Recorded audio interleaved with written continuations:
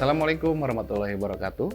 Perkenalkan, nama saya Sony Revali SSN MSN dengan nomor induk dosen nasional 0422068903. Saya adalah dosen pada program studi seni musik Fakultas Ilmu Sosial dan Humaniora Universitas Taruna Bakti. Pada kesempatan ini, saya akan memaparkan dokumen pernyataan diri dosen, unjuk kerja, Tridharma Perguruan Tinggi, bagian pengajaran dalam mata kuliah pengantar etnomusikologi. Mata kuliah etnomusikologi merupakan mata kuliah wajib program studi yang tergolong ke dalam mata kuliah penunjang dan harus ditempuh oleh seluruh mahasiswa program studi seni musik. Mata kuliah ini mempelajari konsep-konsep dasar etnomusikologi, meliputi hubungan antara musik, budaya, fungsi musik dalam kehidupan masyarakat, serta keragaman praktik musik tradisional di berbagai daerah. Selain itu, mahasiswa diperkenalkan pada pendekatan metode dan perspektif kajian etnomusikologi dalam memahami musik sebagai bagian dari sistem sosial dan budaya. Melalui mata kuliah ini, mahasiswa diharapkan memiliki kemampuan dalam menjelaskan dan mempresentasikan konsep-konsep dasar etnomusikologi serta mampu mengidentifikasi, menganalisis, dan mengkaji berbagai fenomena musik dalam konteks budaya. Mahasiswa juga diharapkan memahami fungsi dan makna musik dalam kehidupan masyarakat, serta memiliki kepekaan terhadap keragaman praktik musik tradisional sebagai bagian dari pengembangan keilmuan seni musik. Kode mata kuliah ini adalah SM6302 dengan bobot 2 SKS dan ditempatkan di semester 6. Capaian pembelajaran lulusan yang dibebankan pada mata kuliah pengantar etnomusikologi terdiri dari 5 CPL, yang selanjutnya disebut capaian pembelajaran mata kuliah, yaitu 1. Mampu menjelaskan konsep dasar pengantar etnomusikologi. 2. Mampu memahami tentang berbagai budaya musikal. 3. Mampu mengimplementasikan etnomusikologi dalam seni dan budaya. 4. Mampu mendemonstrasikan tahapan pra-riset, proses riset, dan pasca riset etnomusikologi. 5. Mampu melakukan kerja lapangan dalam disiplin ilmu etnomusikologi dan menghasilkan riset-riset yang dilakukan. Capaian pembelajaran mata kuliah tersebut selanjutnya dikembangkan menjadi 9 sub CPMK yang disampaikan dalam 14 kali pertemuan, yaitu 1. Mampu memahami konsep dasar pengantar etnomusikologi. 2. Mampu memahami musik dalam perspektif etnomusikologi. 3. Mampu memahami pendekatan, metode, dan teknik penelitian dalam etnomusikologi. 4. Mampu menjelaskan konteks tinjauan antropologi musik guna menganalisis dalam konteks budaya. 5. Mampu melakukan transkripsi dan analisis musik. 6. Mampu mendemonstrasikan kajian etnomusikologi pada musik Sunda. 7. Mampu mendemonstrasikan kajian etnomusikologi pada musik Nusantara. 8. Mampu menguraikan contoh analisis isu dengan penerapan ataupun pengembangan konsep dan teori dari pendekatan antropologi dalam studi musik dan kebudayaan. Serta 9. Mampu melaksanakan observasi lapangan sederhana dalam praktik musik tradisi, mendokumentasikannya, serta menyajikan hasil temuan dalam bentuk laporan akademik singkat. Adapun materi pembelajaran pada mata kuliah pengantar etnomusikologi ini yaitu 1. Konsep dasar dan orientasi kajian. 2. Perspektif kebudayaan dalam musik. 3. Metodologi dan pendekatan kajian. 4. Sistem klasifikasi organologi tradisi. 5. Transkripsi dan deskripsi musikal. 6. Fenomena musik tradisi Sunda dan Nusantara. 7. Dinamika kontemporer dan globalisasi. Serta 8. Perancangan riset lapangan ataupun fieldwork design. Teknik yang digunakan dalam perkuliahan pengantar etnomusikologi adalah teknik DIA, yaitu Delivery, Interaction, dan Assessment. Sistem pembelajaran yang diterapkan dalam mata kuliah pengantar etnomusikologi adalah pembelajaran tatap muka ataupun luring, yaitu di dalam kelas. Proses pembelajaran dilaksanakan melalui interaksi langsung antara dosen dan mahasiswa dengan mengedepankan metode ceramah, diskusi, studi kasus, serta presentasi. Selain itu, pembelajaran juga didukung dengan penugasan individu maupun kelompok, guna memperkuat pemahaman mahasiswa terhadap konsep dan praktik kajian etnomusikologi. Dalam mata kuliah pengantar etnomusikologi, ada 3 metode pembelajaran yang biasa digunakan, yaitu 1. Ceramah, 2. Discovery learning, yaitu metode belajar yang difokuskan pada pemanfaatan informasi yang tersedia, baik yang disediakan dosen maupun yang dicari sendiri oleh mahasiswa. Yang ketiga, contextual instruction, yaitu konsep belajar yang membantu dosen mengaitkan isi mata kuliah dengan situasi nyata dalam kehidupan sehari-hari dan memotivasi mahasiswa untuk membuat keterhubungan antara pengetahuan dan aplikasinya dalam kehidupan sehari-hari. Interaksi dosen dan mahasiswa dilakukan di dalam dan di luar kelas. Di dalam kelas, interaksi antara dosen dan mahasiswa dilakukan di awal dan di akhir perkuliahan. Interaksi di awal perkuliahan dilakukan untuk mereview materi yang sudah disampaikan ataupun menggali pengetahuan mahasiswa terkait materi yang akan disampaikan. Sedangkan interaksi di akhir perkuliahan dilakukan untuk memberi kesempatan kepada mahasiswa untuk bertanya dan memberikan umpan balik terkait materi yang telah disampaikan. Sedangkan di luar kelas, interaksi dilakukan melalui grup WhatsApp. Interaksi yang dilakukan biasanya terkait tugas yang harus dikerjakan di luar kelas. Selain itu, grup WhatsApp juga digunakan untuk menyampaikan handout ataupun link materi yang biasa digunakan sehari sebelum jadwal perkuliahan. Asesmen ataupun penilaian pada mata kuliah pengantar etnomusikologi ini terdiri dari 5 unsur penilaian. 1. Keaktifan di kelas dengan bobot 10%. 2. Tugas dengan bobot 10%. 3. Praktikum dengan bobot 20%. 4. UTS dengan bobot 30%. Dan 5. UAS dengan bobot 30%. Nilai akhir kemudian diinput ke dalam aplikasi Siakad yang bernama ERP. Selanjutnya akan disajikan proses perkuliahan pada mata kuliah pengantar etnomusikologi dalam video berikut ini. Ya, Assalamualaikum warahmatullahi wabarakatuh. Waalaikumsalam warahmatullahi wabarakatuh. Selamat siang, bertemu kembali lagi dengan saya dengan mata kuliahnya pengantar etnomusikologi.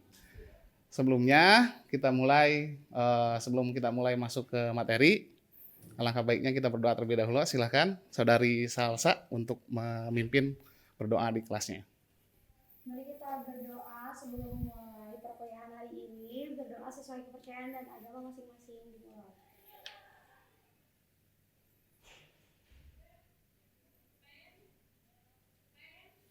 Selesai. Ya, terima kasih Salsa. Sebelum kita mulai lagi, alangkah baiknya teman-teman ngabsen dulu di link ERP seperti biasa. Saya akan cek di spreadsheet ya.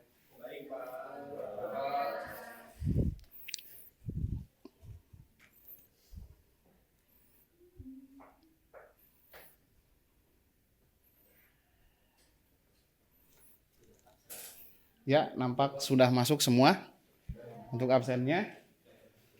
Baik, hari ini kita masuk ke pertemuan 11. Pertemuan 11 ini yang mana di dalamnya kita akan membahas tentang titilaras ataupun tangga nada Sunda. Khususnya tangga nada Sunda yang mana walaupun titilaras di sini tidak hanya dimiliki oleh masyarakat Sunda ataupun tangga nada Sunda, di daerah lain pun ada. Baik, yang pertama, nah sebelum sini, ada yang pernah dengar ataupun pernah sedikit lah terbesit, loh kok ini musik apa? Ataupun kok menarik nih untuk dianalisis dan lain sebagainya. Silahkan, siapa? Saya Pak. Ya, Delvin. Saya pernah mendengar lagu Es Lilin. Nuansa lagunya tuh kayak sedih gitu Pak. Terus hampir beberapa lagu juga kayak gitu. Oke. Ya, memang tangga nada Sunda ini yang mana kita ketahui masuk ke kelompok pentatonik. Ya, pentatonik yang mana kita ketahui juga di dalamnya hanya ada 5 nada. Berbeda dengan teman-teman yang memang mempelajari ataupun mengkaji di program studi seni musik ini, yaitu dengan tangga nada barat ataupun diatonis. Diatonis ada berapa nada? 7. Nah, kalau di pentatonis ataupun tangga nada Sunda ini hanya ada 5. Yaitu ada da, mi, na, ti, la. Jadi hanya ada 5. Nah, kembali lagi ke pertanyaan Delvin tadi, kenapa lagu-lagu Sunda terbiasa ataupun terdengar dengan nuansa sedih? Sama di pentatonis ataupun di tangga nada Sunda pun memiliki karakteristik seperti yang ada di diatonis. Kalau di diatonis, tangga nadanya itu ada mayor dan minor. Mayor terkesan terdengar seperti apa? Kalau minor? Nah, di Sunda pun sama. Kalau di Sunda, mayor itu biasanya teridentifikasi dengan tangga nada ataupun laras salendro. Kalau yang minor teridentifikasi ataupun yang biasa dikenal dengan tangga nada ataupun laras madenda. Jadi mayor gembira, gagah dan lain sebagainya, minor sedih. Kalau di Sunda salendro dan madenda. Begitu teman-teman. David? Oke. Masuk ke definisi yang pertama. Yang di situ adalah tangga nada atau tangga nada Sunda ataupun pentatonik. Tangga nada Sunda merupakan sistem nada dalam musik tradisional Sunda yang menggunakan skala pentatonik, yaitu terdiri dari tadi 5 nada. Karakteristiknya, satu oktav terdiri dari 5 nada pentatonik, tidak menggunakan sistem diatonis yang teman-teman dipelajari di mata kuliah lainnya. Jarak antar nadanya pun tidak terlalu sama ataupun non-equal treatment. Memiliki warna musikal khas dan ekspresif. Non-equal temperament ini, yaitu nadanya berpindah-pindah, tidak sama. Nah, itu kelebihannya pentatonis ataupun tangga nada Sunda, berbeda dengan yang ada di diatonis. Oke. Ini penciptanya ataupun yang memperkasai ataupun mempelopori tangga nada Sunda dengan yang bernama Raden Mahyar Angga Kusuma Dinata. Yang ini ya nggak kelihatan, biasa. Yang dikenal dengan tangga nada sebutannya itu da, mi, na, tila. Nah, sebutannya juga sama dengan di musik barat. Kalau di musik barat 1 sampai 7, di tanah Sunda ataupun tradisi Sunda 1, 2, 3, 4 dan 5. Biasanya ada satu lagi untuk penyebutannya di sini da lagi. Tapi da-nya da tinggi seperti itu ya. Jadi da minatila di sini tidak lahir ujuk-ujuk teman-teman. Ujuk-ujuk ada aja gitu. Pasti ada proses penemuan, penciptaan dan proses kreativitas Raden Mahyar Angga Kusuma Dinata ini. Yang mana awalnya itu berangkat dari titilaras buhun disebutnya tuh. Titilaras buhun sebelum ada da minatila. Dulunya disebutnya tuh misalkan da itu tugu. Penyebutannya bukan da. 1 itu tugu ataupun da untuk penyebutan para seniman ataupun musikus di tradisi Sunda. Kalau musisi, kalau musik barat disebutnya musisi, kalau tradisi Sunda disebutnya nayaga. Nayaga untuk para pemain gamelan biasanya. Disebutnya tuh kalau da ataupun 1 disebutnya tugu. Kalau mi ataupun 2 itu loloran. Na ataupun 3 itu singgul. 4 ataupun ti itu panelu. Kalau la ataupun 5 itu sinyur. Seperti itu teman-teman ya. Nah, itu kan susah nih. Loloran, tugu, panelu dan lain sebagainya susah bagi masyarakat yang ingin mempelajari tanah Sunda, tangga nada Sunda. Makanya sama Raden Mahyar Angga Kusuma Dinata pada tahun 1921 dipelopori karena para sarjana di Indonesia dan Belanda pada saat itu ingin mempatenkan. Takutnya masyarakat kita tidak kenal dengan nada-nada ataupun musik-musik yang ada di tanah Sunda. Pada tahun seperti itu tuh. Takutnya karena udah masuk nih musik barat ke tanah Sunda, takutnya tergeser, tergerus dan punah para sarjana pada saat itu. Makanya tahun 21 muncullah Damina Tilada. Biasanya penyebutannya seperti itu. Nah, ini pokok pembahasan etnomusikologi musik Sunda. Pada pertemuan kali ini ada 3 poin yang akan saya tawarkan kepada teman-teman. Yang pertama ada pelog, salendro, dan madenda. Nah, itu tadi yang di bawahnya saya udah bahas penemuan titilaras Sunda pada tahun 21 berawal dari kekhawatiran sejumlah sarjana Indonesia dan Belanda terhadap bentuk-bentuk musik Indonesia yang akan segera tergantikan oleh musik barat. Walaupun pada saat itu ada salah satu kelompok musik yang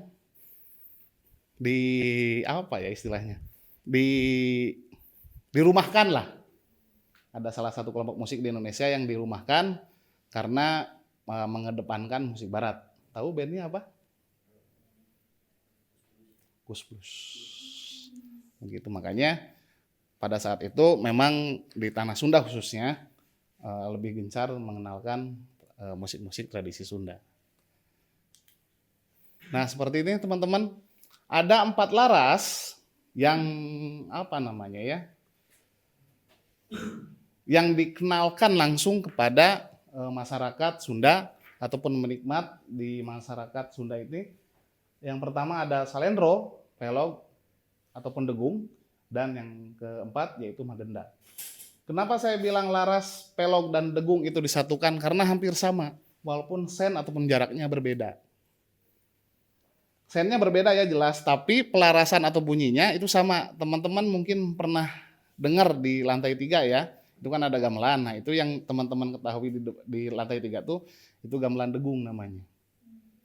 Gamelan degung udah jelas larasnya degung, nggak mungkin larasnya berubah menjadi salendro ataupun pelog dan lain sebagainya. Yang pertama, laras salendro, oke, kita pahami dulu nih sebelum kesini. Teman-teman tahu nggak 1 oktav itu berapa sen untuk di musik barat? Jarak, bukan cuan. Berapa sen? Jaraknya di musik barat. 1 oktavnya berapa sen? Di musik barat, tahu nggak? Udah dipelajari belum? 1 oktav tuh jaraknya berapa gitu misalkan? Berapa? 12? Ton? Hampir. 1 oktavnya sebelum dipecah jadi 400, 133 sepertiga, 133 sepertiga, dan seterusnya. Ini sama ukurannya mah 1 oktav ada sekian sen di ininya mah. Cuman pemecahannya di tanah Sunda tuh berbeda. Kalau di musik barat 1 oktavnya yaitu ada 1.200 sen. 1 oktav, setiap oktavnya tuh ukurannya panjangnya 1.200 sen. Baru dipecah. Pindahan per interval 1 nadanya baru dipecah. 1 intervalnya kalau di musik barat berapa? 400? Terus? 400? 404? Tapi itu sama kan? Nah, keunikan di musik tradisi itu ini. Nggak sama. Keunikan khasnya musik tradisi itu ataupun pentatonis itu seperti ini. Nggak sama. Kalau di musik barat kan 440, 440 dan seterusnya. Ya kan, yang membedakan 1, 1,5, 1, 1 itu interval perpindahan nada ke nadanya. Kalau di musik barat itulah di musik tradisi inilah pembedanya. Makanya menjadi satu buah kesenian ataupun bunyi yang ekspresif.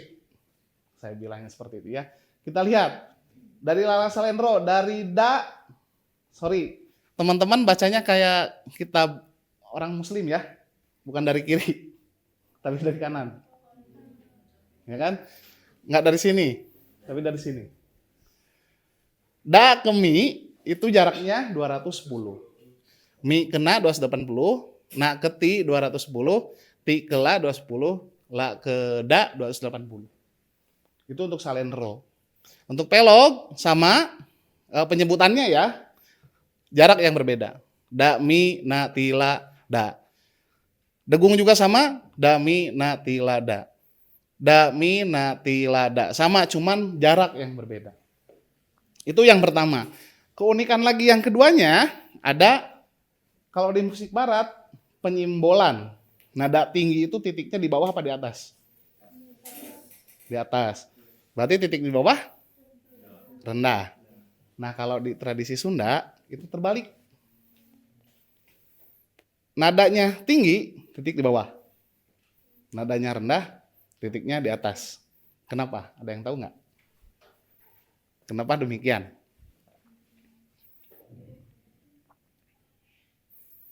Belum pernah ya? Tahu instrumen rebab nggak teman-teman? Yang seperti apa? Bunyinya. Violin, ya, yang berdawai, betul. Suaranya, pernah dengar?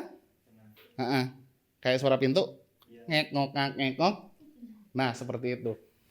Ngambilnya pada saat itu Raden Mahyar Angga Kusumadinata ini mengambil anopatop ataupun penyimbolan bunyi.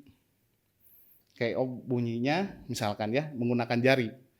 Kenapa titik di bawah itu rendah, titik di bawah tinggi, titik di atas rendah. Nah, si rebab itu kalau jarinya ditarik ke bawah, itu suaranya makin tinggi. Titiknya jarinya ditarik ke atas, suaranya jadi rendah. Kalau di musik barat gampang, ada instrumen gitar namanya. Coba bedol. You know bedol? Tarik ke bawah atau ke kanan. Suaranya tinggi ya. Ke kiri. Nah, itu Raden Mahyar sesimpel itu mengambil filosofi titilaras ke dalam instrumen. Enggak hal yang filosofi yang gimana gitu. Alasannya simpel. Kalau ditarik ya tarik ke bawah ya tinggi, tarik ke atas ya rendah. Jadi disimbolkan ke dalam penulisannya. Oke, udah paham ya di sini ya. Sekarang teman-teman coba buka smartphone-nya masing-masing yang sudah ditugaskan minggu lalu terkait aplikasi Sunda Tuner. Silahkan. Kita akan cek secara analisis ilmiah ya.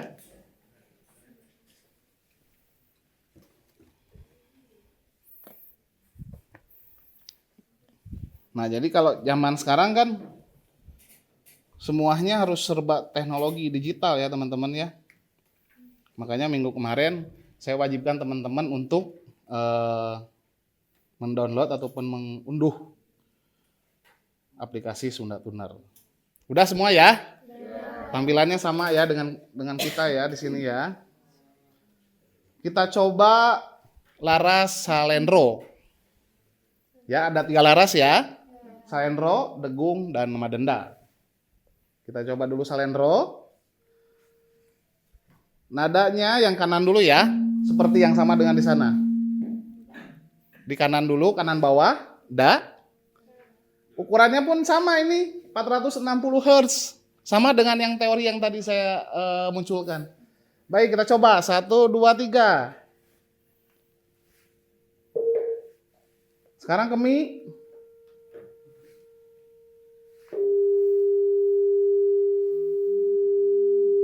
Sekarang kena. Sekarang ke ti.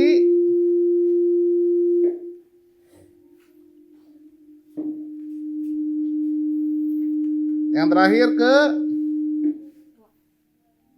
la. Ore, tepuk tangan teman-teman. Nah, itu untuk salah satu contohnya aja salendro. Nanti teman-teman coba yang pelok, degung, ataupun madenda ya. Nanti akan kita coba analisis lainnya di minggu depan untuk di Sunda Tuner ini. Nah, ini kajian secara analisisnya seperti ini teman-teman. Jadi sama di tanah Sunda pun, tradisi Sunda pun sama. Memiliki analisis seperti di musik barat. Baik, kita lihat yang bawah, degung atau pelok ya. Da, mi, na, ti, la, da. Kita lihat yang tadi ini notasi buhun yang tengah. Yang tengah itu notasi buhun. Tugu, lororan, Panelu, Galimer, Singgul, Tugu lagi. Sulit ya kalau ngapalin Tugu, Lawaran, Panelu, Galimer, Singgul, dan lain-lain. Makanya lebih gampang Daminatila. Nah ini secara klasifikasinya yaitu ada Degung itu Daminatila untuk ukuran jaraknya, intervalnya juga sama. Salendro 240, 210 dan seterusnya. Madenda 80, 400, 80, 200 sampai ke 400. Seperti itu teman-teman. Baik, sejauh ini ada yang mau ditanyakan terlebih dahulu? Ya, Salsa? Kenapa tangga nada Sunda ada frekuensinya? Kalau di musik barat itu kan frekuensinya udah tetap A-nya 440. Kalau di Sunda, tangga nada Sunda itu frekuensinya nada dasarnya gimana, Pak? Baik, pertanyaan sangat bagus ya. Langsung ke analisis interval. Kalau di diatonis itu udah jelas ukurannya sama. Delphin, Pikri, Aupi. Di kampus ini ke kampus 2 misalkan, C sama nggak dengan kampus 2 C? Ukurannya sama, bunyinya sama. Nah kalau di Sunda, jangankan ke kampus 2, kamu punya suling ukurannya sama 60, Pikri juga sama 60, bunyinya bisa beda. Makanya itu keunikannya, yang kesekian lah ya, tadi kan banyak keunikan lainnya. Nah itu kenapa yang membedakan seperti itu? Karena tergantung kepada instrumen suling. Semuanya patokannya ada di instrumen suling. Untuk di tangga nada, untuk ukuran dan lain sebagainya. Kalau di tangga nada Salendro biasanya menggunakan ukuran 60, 59 sampai 57. Kalau itu untuk kesenian yang rendah, yang suaranya rendah seperti Cianjuran dan lain sebagainya. Kalau untuk Kawih, Pesindenan yang middle itu biasanya menggunakan ukuran 57 sampai 52. Nah, untuk wayang golek itu biasanya walaupun nggak ada di wayang golek ya suling ya.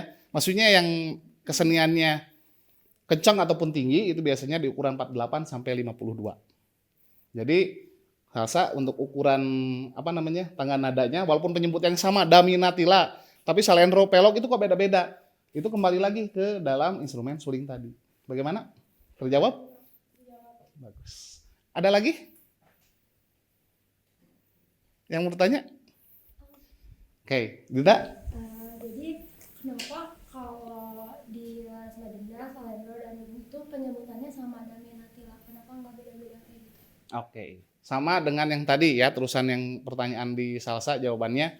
Kenapa penyebutannya sama tapi nada yang dikeluarkan beda? Itu kembali lagi suling menjadi patokan. Ya. Sulingnya misalkan ukurannya panjang, pendek ataupun tengah, itu menjadi patokan menjadi ke dalam sebuah kesenian masing-masing. Yang tadi ya, setiap daerah ada Cianjuran, ada Kepesindenan, ada Kawih juga. Begitu teman-teman. Sepertinya waktu kita terbatas juga, ya. Mungkin ada tugas untuk teman-teman di minggu depan. Silahkan gunakan aplikasi Sunda Tunar untuk menganalisis beberapa lagu yang teman-teman temukan baik di media platform lainnya ya, baik YouTube, TikTok, dan lain sebagainya. Lalu analisis dengan aplikasi tersebut. Kita coba dianalisis minggu depan ya. Baik teman-teman, terima kasih. Selamat siang. Wassalamualaikum warahmatullahi wabarakatuh. Waalaikumsalam.